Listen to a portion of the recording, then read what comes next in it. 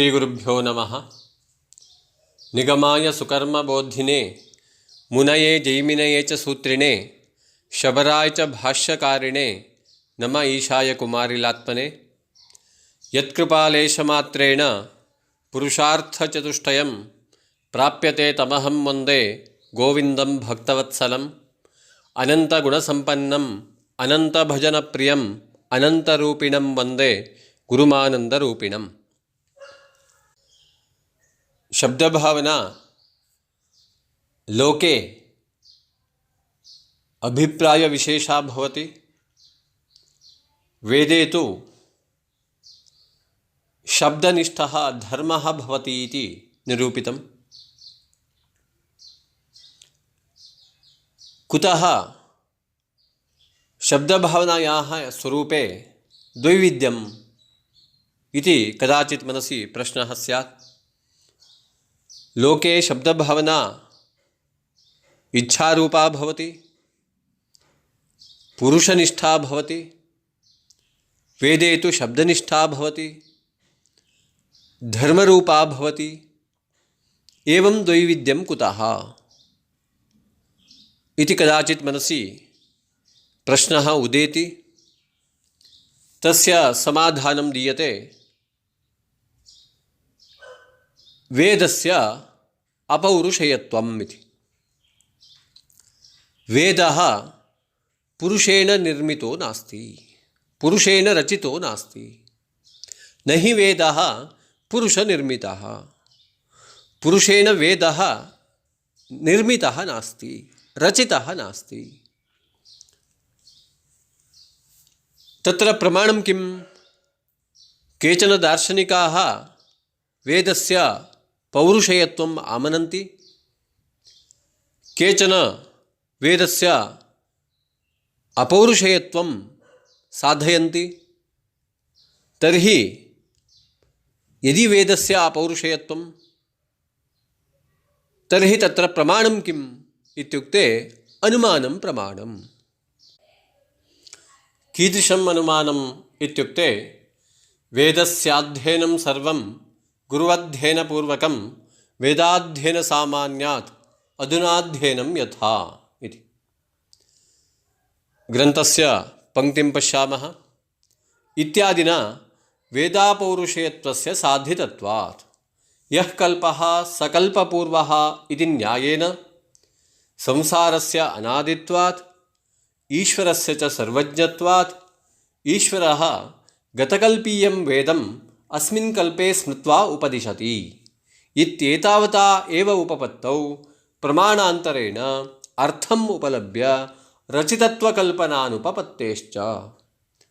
ततश्च पुरुषाभावात् शब्दनिष्ठा एव सा, अतः एव शाब्दीभावना इति व्यपदिशन्ति।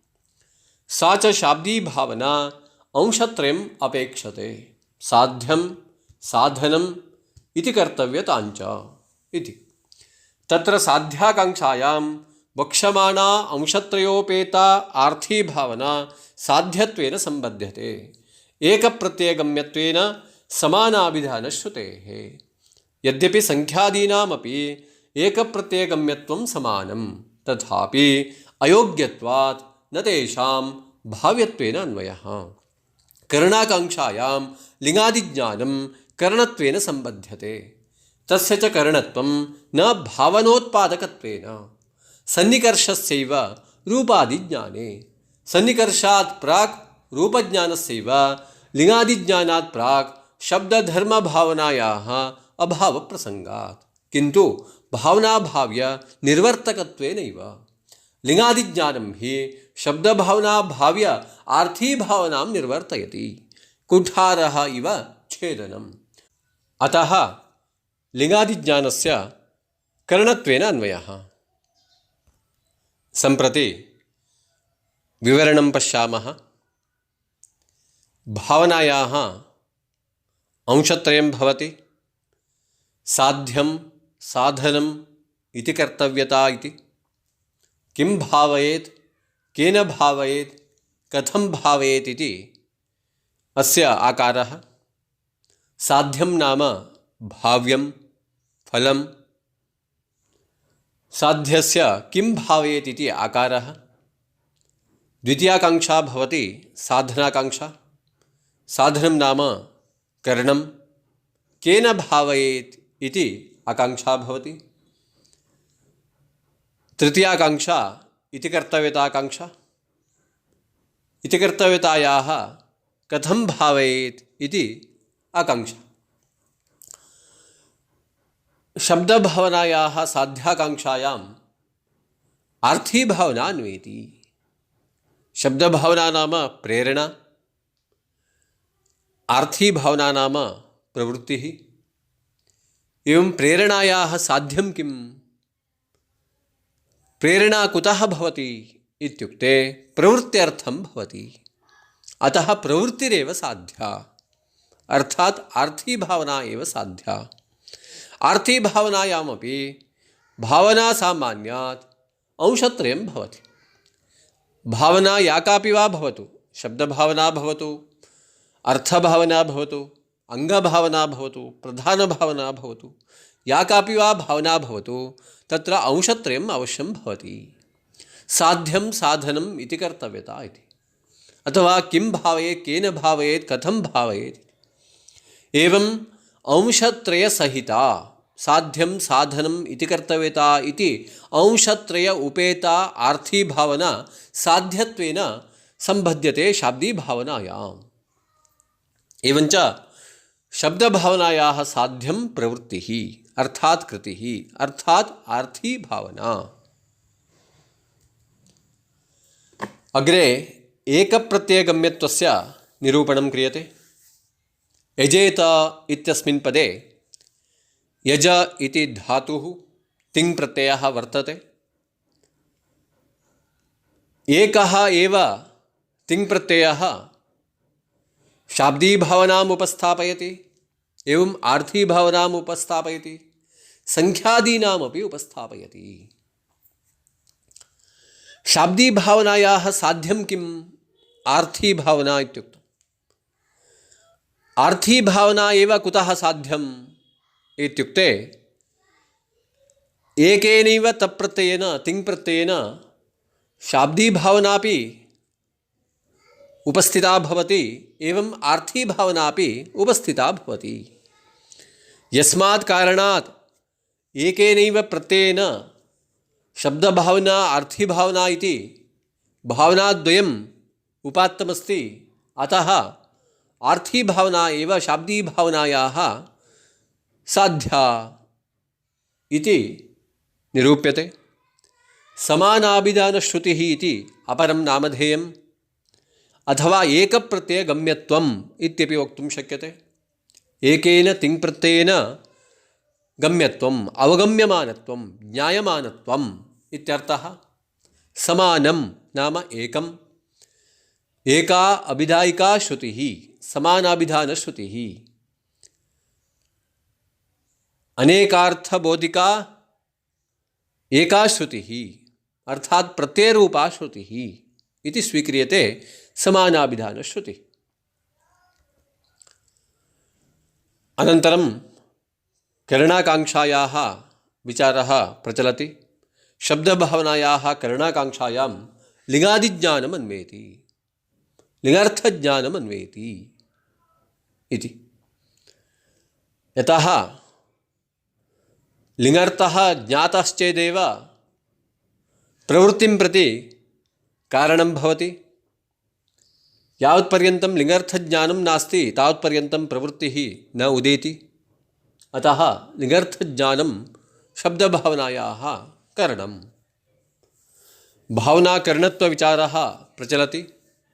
भावनाकरणत्वं नाम पारिभाषिकम् इति मीमांसायां स्वीक्रियते। लोके यादृशं करणत्वं दृष्टं तादृशं करणत्वं भावनाकरणत्वस्य न भवति। भावनाकरणत्वं नाम भावनाभाव्यनिर्वर्तकत्वं। भावना शब्दभावना, शब्दभावनायाः भाव्यं साध्यम् अर्थभावना, तादृश अर्थभावनायाः निर्वर्तकत्वम् उत्पादकत्वम् इति स्वीक्रियते। शब्दभावना साध्य आर्थीभावना निर्वर्तकत्वम् इति एकं सोपानम् अग्रे गन्तव्यं भवति। लोके कीदृशं करणत्वं दृष्टं? स्वोत्पादकत्वरूपं करणत्वं दृष्टं। घटस्य करणं मृत् घटमेव साक्षात् उत्पादयति। एवं शब्दभावनायाः करणं लिङ्गर्थज्ञानं शब्दभावनां न उत्पादयति, अपितु शब्दभावनाभाव्य अर्थभावनाम् उत्पादयति। एवं शब्दभावनायाः साध्यं यदस्ति अर्थभावना, तादृश अर्थभावनां लिङ्गर्थज्ञानम् उत्पादयति। भावनाभाव्य निर्वर्तकत्वम् इति एतदेव उक्तं। शब्दभावनायाः भाव्यम् आर्थीभावनाया अस्ति, तादृश आर्थीभावनाम् उत्पादयति लिङ्गर्थज्ञानं। यद्यपि शब्दभावनां प्रतिकरणं, तथापि शब्दभावनां न उत्पादयति, अपितु शब्दभावना भाव्यं यदस्ति तस्य उत्पादकं भवति। एवं शब्दभावनायाः करणं लिङ्गर्थज्ञानं, लिङ्गर्थज्ञानं शब्दभावनां न उत्पादयति। यथा मृत् करणं घटमेव उत्पादयति, तद्वदेव लिङ्गर्थज्ञानं शब्दभावनां न उत्पादयति, अपितु शब्दभावनाभाव्य अर्थभावनाम् उत्पादयति। सन्निकर्षस्यैव रूपादिज्ञानम् इति ग्रन्थस्य पंक्तिः भवति। सन्निकर्षः किं करोति इत्युक्ते रूपज्ञानम् उत्पादयति।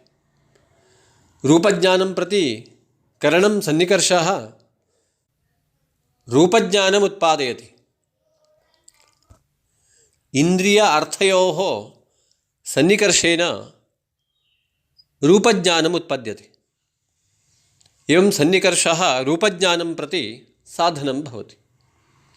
तद्वत् लिङ्गादिज्ञानं शब्दभावनायाः करणं, परन्तु शब्दभावनां न उत्पादयति। तर्हि कथम् इत्युक्ते कुठार इव छेदनम् इति दृष्टान्तः दीयते। द्वैधीभावे साधनीये अर्थात् छेदने साधनीये यदा वृक्षखण्डस्य छेदनं कर्तव्यं, छेदनं सम्पादनीयं, तत्र छेदनं फलमस्ति। पुरुषः छेदनकर्ता, पुरुषस्य साधनं भवति कुठारः। एवं पुरुषस्य साधनं कुठारः पुरुषं न उत्पादयति, अपितु पुरुषकृतिसाध्य छेदनम् उत्पादयति, द्वैधीभावम् उत्पादयति। तद्वदेव कुठारः पुरुषस्य साधनम् इति यद्यपि उच्यते, तथापि पुरुषं न उत्पादयति, अपितु पुरुषसाध्य द्वैधीभावम् उत्पादयति। तद्वदेव शब्दभावनायाः करणं लिङ्गर्थज्ञानं शब्दभावनां न उत्पादयति, अपितु शब्दभावनासाध्य अर्थभावनाम् उत्पादयति इति स्वीक्रियते। सम्प्रति ग्रन्थस्य पंक्तिं पश्यामः। न हि वेदः पुरुषनिर्मितः। वेदः वाक्यं पुरुषेण रचितं नास्ति, पुरुषेण निर्मितं नास्ति, अपितु अपौरुषेयं वाक्यं भवति वेदः। वेदस्याध्ययनं सर्वं गुरुवध्ययनपूर्वकं वेदाध्ययनसामान्यात् अधुनाध्ययनं यथा इति अनुमानप्रदर्शनं क्रियते। केचन दार्शनिकाः वेदः अपौरुषेयः इति आमनन्ति, परन्तु मीमांसकाः वेदस्य अपौरुषेयत्वं साधयन्ति। तत्र प्रमाणं किम्? अनुमानं प्रमाणं। कीदृशम् अनुमानं प्रमाणं? सर्वं वेदस्य अध्ययनम् इति पक्षः। गुरुअध्ययनपूर्वकत्वं साध्यते। वेदाध्ययनसामान्यात् वेदाध्ययनत्वात् वेदाध्ययनत्वम् इति हेतुः। अधुनाध्ययनं यथा अधुनाध्ययनम्। अधुनाध्ययनं नाम अस्मिन् काले यथा वेदाध्ययनं चलति तथा इति, अर्थात् दृष्टान्तः प्रदत्तः। अस्मिन् काले वेदाध्ययनं कथं चलति इत्युक्ते गुरुअध्ययनपूर्वकमेव चलति, अर्थात् शिष्यस्य अध्ययनात् पूर्वं गुरोः अध्ययनं भवति। तद्गुरोः अध्ययनात् पूर्वमपि गुरोः अध्ययनं भवति। एवं शिष्यस्य अध्ययनात् पूर्वं गुरोः अध्ययनं, गुरोः अध्ययनात् पूर्वं तद्गुरोः अध्ययनं, तद्गुरोः अध्ययनात् पूर्वम् अन्यगुरोः अध्ययनम् इति परम्परा एवमेव प्रचलति। अर्थात् आदिमवेदाध्ययनम् इति नास्ति। तद्वदेव सृष्ट्यारम्भकाले कल्पारम्भकाले वेदाध्ययनं प्रचलति, तदपि गुरुअध्ययनपूर्वकमेव प्रचलति। यतः पक्षः कल्पस्य आरम्भकालीनवेदाध्ययनं भवति, यतोहि कल्पस्य मध्यकालीनवेदाध्ययनं वा इदानीं प्रचाल्यमानवेदाध्ययनं वा न संशयविषयः। यतः गुरुअध्ययनपूर्वकत्वमेव दृष्टमस्ति। गुरोः अध्ययनं पूर्वं यस्य सः गुरुअध्ययनपूर्वकः, एवं गुरुअध्ययनपूर्वकमेव अध्ययनं दृष्टं। परन्तु सृष्टेः आरम्भे कापि व्यक्तिः नास्ति, कोऽपि गुरुः नास्ति, अतः साक्षात् वेदं रचयित्वा वेदं विरचय्य अध्यापयति इति कदाचित् संशीतिः स्यात्। तत्र समाधानं दीयते, सृष्ट्यारम्भकालीनं सर्वं वेदाध्ययनं गुरुअध्ययनपूर्वकं, गुरोः अध्ययनानन्तरमेव प्रचलति। सर्वमपि वेदाध्ययनं गुरुअध्ययनपूर्वकमेव अस्ति। कुतः? वेदाध्ययनत्वात्। यत्र यत्र वेदाध्ययनत्वं तत्र सर्वत्र गुरुअध्ययनपूर्वकत्वं दृष्टम्। एवमेव सृष्टेः आरम्भेपि कल्पस्य आरम्भेपि वेदाध्ययनम् एवमेव गुरुअध्ययनपूर्वकमेव प्रचलति। अनेन किं साधितं? वेदः अपौरुषेयः इति साधितं। यतः आरम्भः एव नास्ति।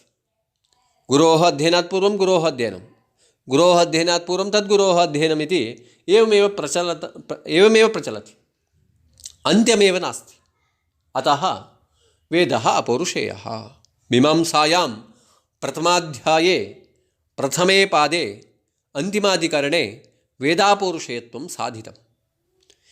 श्रुतिरपि प्रमाणं भवति, न केवलं वेदः, न केवलम् अनुमानं। वाचा विरूपनित्यया इति श्रुतिरपि प्रमाणं भवति। तदेव उक्तमस्ति इत्यादिना वेदापौरुषेयत्वस्य साधितत्वात् इति। एवं वेदः अपौरुषेयः न तु पुरुषनिर्मितः इति साधितम्।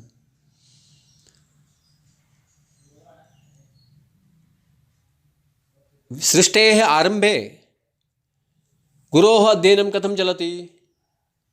अतः आरम्भे कश्चित् वेदं लिखितवान्, सृष्टेः आरम्भे, अनन्तरं सः अध्यापितवान्, अनन्तरं परम्परा प्रचलति। परन्तु आदौ कश्चित् लिखितवान् इति कदाचित् संशयः स्यात्।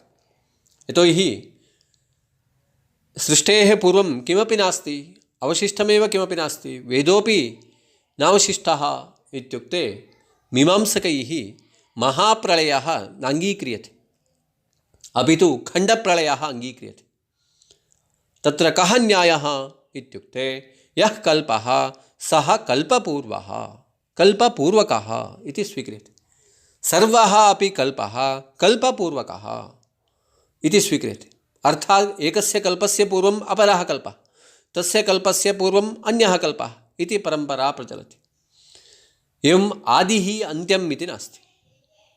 एकस्य कल्पस्य पूर्वम् अपरः कल्पः, तस्य कल्पस्य पूर्वम् अन्यः कल्पः इति अन्त्यमेव नास्ति। अतः यः कल्पः इति सः कल्पपूर्वः इति न्यायेन संसारस्य अनादित्वात् अयं संसारः अनादिः इति स्वीक्रियते। संसारस्य आदिः नास्ति, आरम्भो नास्ति इति स्वीक्रियते। तर्हि गतकल्पे यः वेदः आसीत् सः वेदः अग्रिमकल्पे कथं प्रवर्तते? अग्रिमकल्पे वेदस्य प्रवेशः कथं भवति? तत्र मनुष्यः नास्ति खलु मध्यकाले, कल्पयोर्मध्ये इत्युक्ते तत्र ईश्वरस्य सहकारं स्वीक्रियते। ईश्वरस्य च सर्वज्ञत्वात्, ईश्वरः नित्यः, सः सर्वज्ञः, सर्वं जानाति, तस्य कालादि सापेक्षत्वं नास्ति। सर्वदा सः वेदं जानाति। सः वेदं विदित्वा ईश्वरः गतकल्पीयं वेदम् अस्मिन् कल्पे स्मृत्वा उपदिशति। गतकल्पे यः वेदः आसीत् तमेव वेदम् अग्रिमकल्पे उपदिशति। एवं पूर्वतनकल्पस्य अन्ते यः वेदः आसीत् तमेव वेदं स्मृत्वा अग्रिमकल्पस्य आदौ व्यक्तिं प्रति उपदिशति। तेन च पूर्वं यः वेदः आसीत् सः एव वेदः अग्रिमकल्पेपि अनुवर्तते इति एतावता एव उपपत्तौ एतादृशकल्पनायां लाघवमस्ति। यदि रचितत्वकल्पना स्वीक्रियते तर्हि गौरवं भवति। कथं गौरवम् इत्युक्ते प्रमाणान्तरेण अर्थम् उपलभ्य अर्थं बुद्ध्वा शब्दरचना इति न्यायः। यदि काचित् शब्दरचना कर्तव्या तर्हि प्रमाणान्तरेण विषयः ज्ञातव्यः। प्रत्यक्षादिप्रमाणेन विषयम् अवगत्य वाक्यरूपेण रचना कर्तव्या भवति। तर्हि अन्यत् प्रमाणं किं, कथं रचितम् इत्यादिकं बहु कल्पना भवति। अतः प्रमाणान्तरेण अर्थं विषयम् उपलभ्य सम्प्राप्य रचितत्वकल्पनानुपपत्तेश्च वेदस्य रचना कृता इति कल्पना अनुपपद्यते, न सम्भवति। कल्पना गौरवं भवति, कल्पनाधिक्यमस्ति। अतः संसारः अनादिः, ईश्वरः गतकल्पे विद्यमानम् एव वेदम् उपदिशति। एवञ्च वेदः अपौरुषेयः इति कल्पनायां गौरवं नास्ति, लाघवमस्ति। अतः लाघवं पुरस्कृत्य अनुमानादिप्रमाणं पुरस्कृत्य वेदादिकं पुरस्कृत्य वेदः अपौरुषेयः इति मीमांसकैः साधितं। ततश्च पुरुषाभावात् वेदस्य पुरुषकृतिसाध्यत्वाभावात् पुरुषकर्तृकत्वाभावात् शब्दनिष्ठा एव सा। वेदे शब्दभावना, शब्दे विद्यमानः धर्मविशेषः इत्येव स्वीक्रियते। यद्यपि द्वैविध्यं भवति, लोके शब्दभावना अन्यरूपा, वेदे शब्दभावना धर्मरूपा इत्यादिकं भवति चेदपि अगत्या तथैव स्वीक्रियते। अतः शाब्दीभावना इति व्यपदिशन्ति। शब्दभावनायाः नाम शब्दभावना इति कुतः? प्रेरणारूपस्य शब्दभावना इति कुतः इत्युक्ते प्रेरणा शब्दनिष्ठा भवति, प्रवर्तना शब्दनिष्ठा अस्ति, शब्दे भवति। अतः शब्दे विद्यमाना भावना शब्दसम्बन्धिनी भावना शब्दभावना इति स्वीक्रियते। शब्दभावनायाम् अंशत्रयं भवति, सा च शाब्दी भावना अंशत्रयम् अपेक्षते। त्रीन् अंशान् शब्दभावना इच्छति। अर्थात् शब्दभावनायां त्रयः अंशाः भवन्ति, तिस्रः आकाङ्क्षाः भवन्ति। कथम् इत्युक्ते साध्यं साधनम् इति कर्तव्यताञ्च इति। साध्याकाङ्क्षा साधनाकाङ्क्षा इति कर्तव्यताकाङ्क्षा इति तिस्रः आकाङ्क्षाः भवन्ति। तत्र साध्याकाङ्क्षायाम् अर्थात् शब्दभावनायाः साध्याकाङ्क्षायां साध्यं नाम भाव्यं फलं, फलाकाङ्क्षायां भाव्याकाङ्क्षायां वक्ष्यमाणा अंशत्रयोपेता आर्थी भावना साध्यत्वेन सम्बध्यते। एतावता आर्थी भावनायाः निरूपणं न कृतम्, अग्रे करिष्यते। अतः वक्ष्यमाणा इति शब्दस्य प्रयोगः कृतः। यतोहि एतावता आर्थी भावनायाः स्वरूपं किम् इति नावगतं, तस्याः निरूपणं ग्रन्थान्ते भवति। अतः वक्ष्यमाणा या आर्थी भावना अस्ति सा आर्थी भावना तदपि अंशत्रयोपेता, साध्यं साधनम् इति कर्तव्यता इति अंशत्रयसहिता आर्थी भावना, अर्थभावना, प्रवृत्तिः कृतिः यत्नः साध्यत्वेन सम्पद्यते। एवम् अर्थभावना एव साध्यं भवति। शब्दभावनायाः साध्यं किम् इत्युक्ते अर्थभावना। अर्थभावनायाम् अंशत्रयं भवति। प्रमाणं किम्? शब्दभावनायाः साध्यम् अर्थभावना इत्यत्र किं प्रमाणम्? एकप्रत्ययगम्यत्वम्। एकेन तिङ्प्रत्ययेन अवगम्यमानत्वम्। येन तिङ्प्रत्ययेन शब्दभावना अवगम्यते तेनैव तिङ्प्रत्ययेन अर्थभावना अपि बोध्यते। अतः शब्दभावनायां साध्यं भवति अर्थभावना इति स्वीक्रियते। एकप्रत्ययगम्यत्वस्य अपरं नामधेयं किं? समानाभिधानश्रुतेः। समानाभिधानश्रुतिः इत्यपि नाम। समानं नाम एकम्, एकाभिधानश्रुतिः, एका प्रत्ययरूपा श्रुतिः इति। अर्थात् तिङ्प्रत्ययः समानाभिधानश्रुतिः भवति। तिङ्प्रत्ययेन अर्थभावना अपि अवगम्यते, शब्दभावना अपि अवगम्यते। अतः शब्दभावनायाः साध्यम् अर्थभावना इति स्वीक्रियते।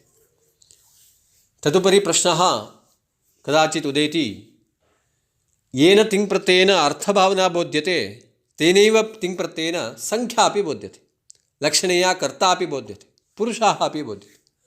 तर्हि संख्यादीनामपि साध्यत्वं भवतु, यतोहि तेनैव तिङ्प्रत्ययेन संख्यापि अवगम्यते इत्युक्ते यद्यपि संख्यादीनामपि एकप्रत्ययगम्यत्वं समानम्।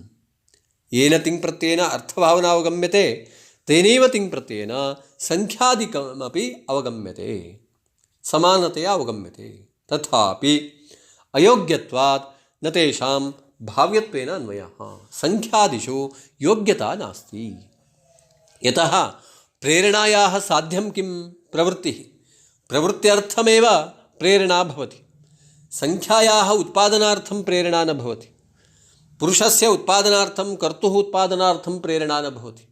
प्रवृत्तेः उत्पादनार्थमेव प्रेरणा भवति। अतः प्रेरणायाः साध्यं भवति प्रवृत्तिः कृतिः, न तु संख्यादिकम्। एवम् अर्थभावनायामेव योग्यता अस्ति, संख्यादिषु योग्यता नास्ति। अतः तथापि अयोग्यत्वात् न तेषां भाव्यत्वेन अन्वयः। संख्यादीनां भाव्यत्वेन अन्वयो नास्ति, योग्यतायाः अभावात्। अग्रिमाकाङ्क्षा भवति करणाकाङ्क्षा।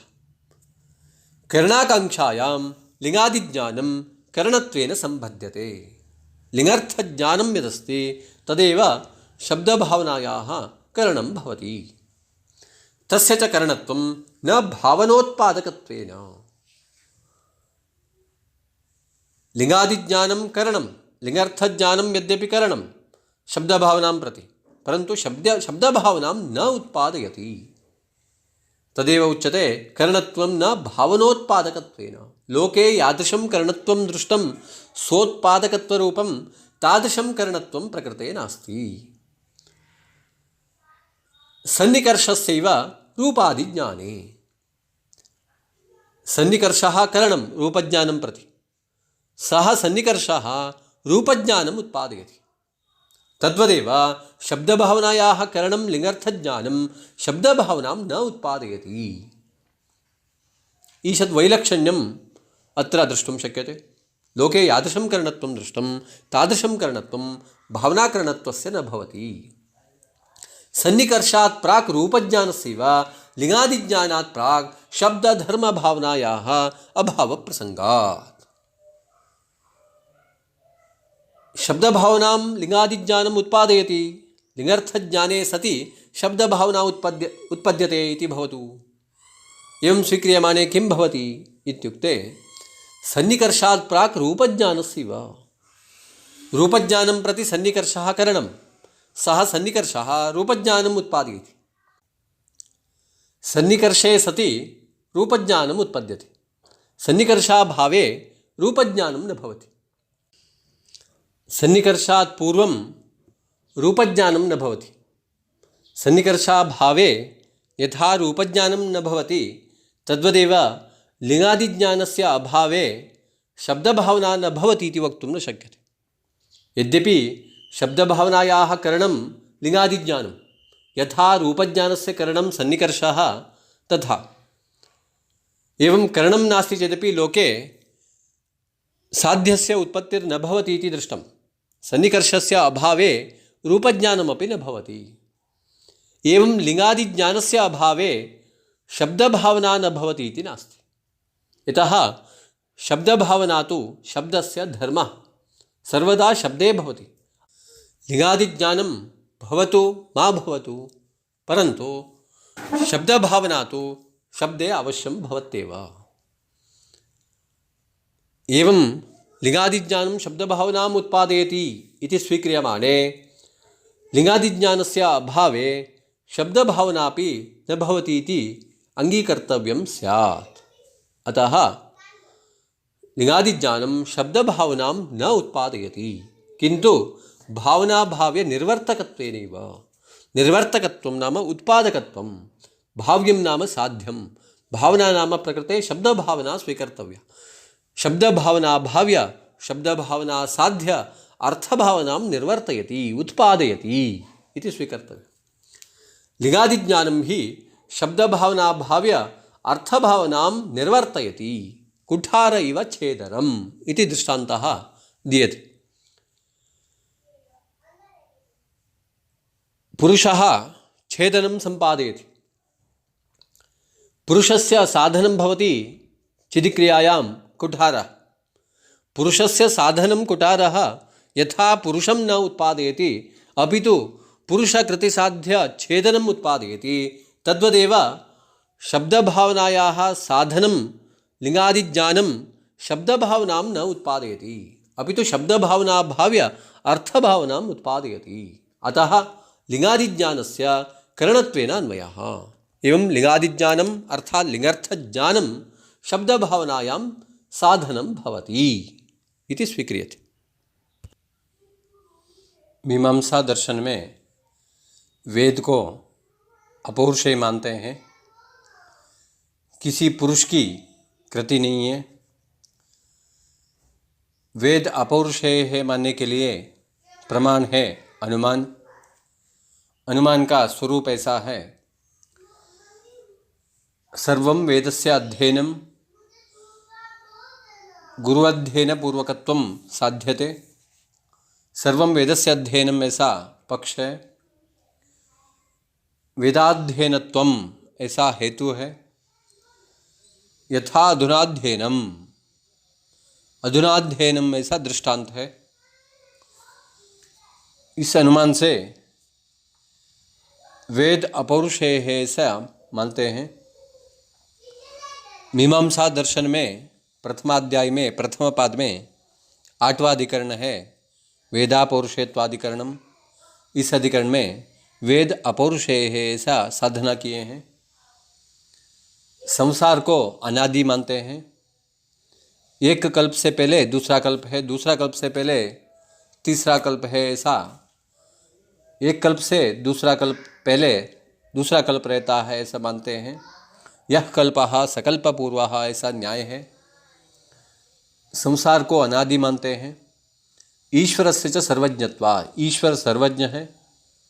पुराना कल्प में जो वेद था उस वेद का उपदेश अग्रिम कल्प में भगवान ईश्वर करते हैं। ऐसे मानने से कल्पना लाघव है। प्रमाणांतरेण अर्थमुपलभ्य रचितत्व कल्पनानुपपत्ते है। दूसरा प्रमाण से विषय को समझकर वेद की रचना मानने से कल्पना गौरव है, बहुत सारे कल्पना करना पड़ता है। इसलिए पुरुषाभावा शब्दनिष्ठा एव सा, शब्द में रहने वाली भावना शाब्दी भावना ऐसे मानना पड़ता है। अतः एव शाब्दी भावना इति व्यपतिशन्ति, शब्द में रहने वाली भावना शाब्दी भावना। ये शाब्दी भावना शब्द में रहती है, इसलिए शाब्दी भावना ऐसा पुकारते हैं। ये शाब्दी भावना 3 अंश को चाहती है। साध्यम साधनम इति कर्तव्यता, ऐसा 3 अंश है। साध्याकांक्षा में आर्थी भावना का अन्वय है, अर्थात शाब्दी भावना का साध्य है आर्थी भावना। शाब्दी भावना माने प्रेरणा है, प्रेरणा का साध्य बनता है प्रवृत्ति। प्रवृत्ति के लिए प्रेरणा रहती है, इसलिए प्रवृत्ति ही साध्य है। उसके लिए प्रमाण है समानाभिधान श्रुति, अर्थात एक ही प्रत्यय से समझ में आना। माने एक ही प्रत्यय का 2 अर्थ है, शाब्दी भावना भी अर्थ है और आर्थी भावना भी अर्थ है, इसलिए शाब्दी भावना के लिए साध्य है अर्थी भावना। यद्यपि संख्यादीनाम अपि एक प्रत्यय गम्यत्वम समानम,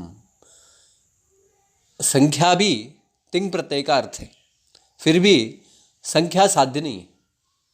शाब्दी भावना के लिए साध्य है अर्थी भावना, उसके लिए प्रमाण है समानाभिधान श्रुति, अर्थात एक ही प्रत्यय से प्रतीत होना, ज्ञात होना। लेकिन संख्या भी ज्ञात होता है उसी प्रत्यय से, फिर भी संख्या साध्य नहीं है। क्यों साध्य नहीं है? अयोग्यत्वा, क्योंकि प्रेरणा संख्या के लिए नहीं है, प्रवृत्ति के लिए है। इसलिए प्रेरणा के लिए साध्य है, प्रवृत्ति है, संख्या नहीं है। इसलिए संख्या में योग्यता नहीं है, इसलिए संख्या वगैरह साध्य नहीं बन सकती। करणाकांक्षायाम लिंगादि ज्ञानम करणत्वेन संबध्यते। दूसरी आकांक्षा है करणाकांक्षा, उस आकांक्षा में लिंगादि ज्ञान का अन्वय, लिंगार्थ ज्ञान समझना चाहिए। लिंगार्थ ज्ञान साधन है, शाब्दी भावना के लिए साधन है लिंगार्थ ज्ञान, लेकिन लिंगार्थ ज्ञान शाब्दी भावना का उत्पादक नहीं है। अर्थात लिंगादि ज्ञान से शाब्दी भावना की उत्पत्ति नहीं होती है। जैसे सन्निकर्ष से रूपादि ज्ञान आता है, अर्थात रूपादि ज्ञान के लिए कारण है सन्निकर्ष, उस सन्निकर्ष से रूप ज्ञान की उत्पत्ति होती है। लेकिन शब्द भावना के लिए कारण जो लिंगादि ज्ञान है, उस लिंगादि ज्ञान से शब्द भावना का उत्पत्ति नहीं होती है। सन्निकर्षात् प्राक रूप ज्ञान सेवा लिंगादि ज्ञानात् प्राक शब्द धर्म भावनायाः अभाव प्रसंगा। लिंगादि ज्ञान से शाब्दी भावना की उत्पत्ति होती है मानने से क्या होगा? दोष क्या है? सन्निकर्षात् प्राक रूप ज्ञान सेवा, सन्निकर्ष से पहले रूप ज्ञान नहीं रहता है, सन्निकर्ष के बाद ही रूप ज्ञान होता है। ऐसे लिंगादि ज्ञान से पहले शब्द भावना नहीं है, शब्द में ऐसा मानना पड़ता है। लेकिन शब्द भावना तो हमेशा शब्द में रहने वाली भावना है, शब्द में रहता है, शब्द का धर्म है। इसलिए लिंगादि ज्ञान शाब्दी भावना के लिए उत्पादक नहीं है। किंतु भावना भाव्य निर्वर्तकत्वम, शाब्दी भावना के लिए भावी जो है आर्थी भावना, उस आर्थी भावना का उत्पादक बनता है। एक्चुअली शाब्दी भावना के लिए साधन है, फिर भी शाब्दी भावना का उत्पादक नहीं है। लेकिन शाब्दी भावना के लिए साध्य जो है आर्थी भावना, उस आर्थी भावना का उत्पादक है। लिंगादि ज्ञानम ही शब्द भावना भाव्य आर्थी भावना निर्वर्तयति, आर्थी भावना का उत्पादक है। कुठार इव छेदरम, ऐसा दृष्टांत देते। पुरुष से साध्य है छेदन, पुरुष के लिए छिदिक क्रिया में साधन है कुठार, पुरुष के लिए साधन है, लेकिन पुरुष का उत्पादक नहीं है कुठार। कुठार पुरुष से साध्य जो छेदन है, उस छेदन क्रिया के लिए वो मदद करता है, कुठार साधन बनता है। इसलिए वो करण माने पुरुष के लिए करण है, लेकिन पुरुष का उत्पादक नहीं है। पुरुष से साध्य जो छेदन है उसका उत्पादक है, ऐसा मानना चाहिए।